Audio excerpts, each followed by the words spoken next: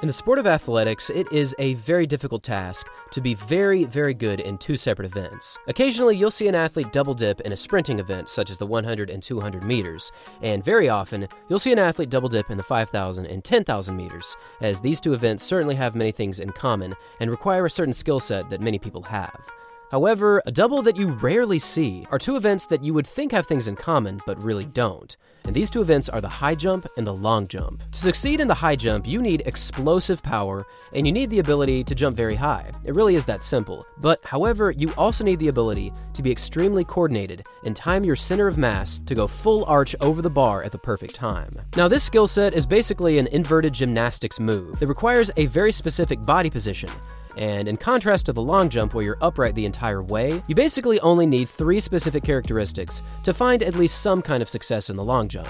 You'll need very fast top-end speed, you'll need solid foot placement, and you'll need the ability to jump and land very cleanly in order to stay successful. These two events both have jump in the name. However, you just never see an athlete doing very well in both events. However, this skill set is certainly possessed by Mr. Jumps, and of course, I'm talking about JuVaughn Harrison. Now, for the previous few seasons, Harrison has mostly been focused on the high jump, as he has consistently jumped over 2.3 meters. In fact, if we go back to the 2021 NCAA Championships, he actually took the victory in both of these events, high jumping over 2.3 and long jumping over 8 meters once again. Now, believe it or not, no other athlete in track and field history has ever jumped beyond 2.3 meters and long jumped beyond the 8-meter mark. This already places JuVaughn Harrison into extremely rare ground, and moving into the 2021 Olympics, he made a top 8 finish in both of these events. And moving into 2023, Mr. Jumps is back, and he is performing extremely well once again. Throughout this season, he has only high jumped above 2.32 meters, which again is right around 7 feet and 6 inches. In the most recent Diamond League meeting in Florence, Italy, Mr. Jumps took the win with a super clutch jump of 2.32 meters. Again, with extremely high hops and the ability to control his body very well, he took this competition quite easily.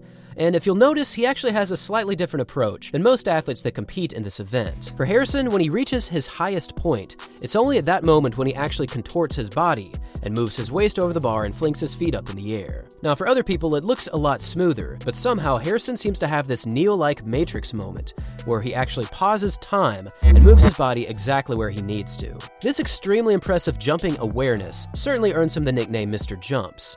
And if we move over to the long jump, it is the exact same story.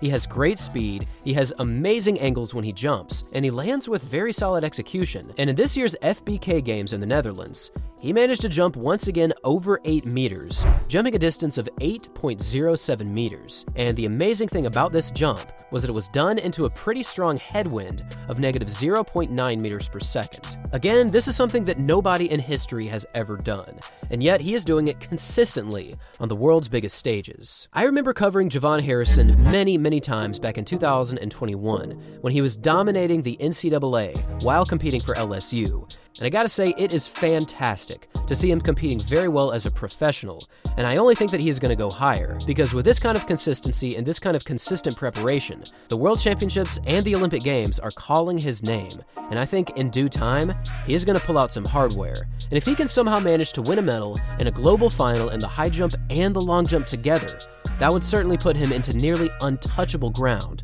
because to do this in both of these events is just beyond amazing. Thanks for watching, everyone, and as always, until next time.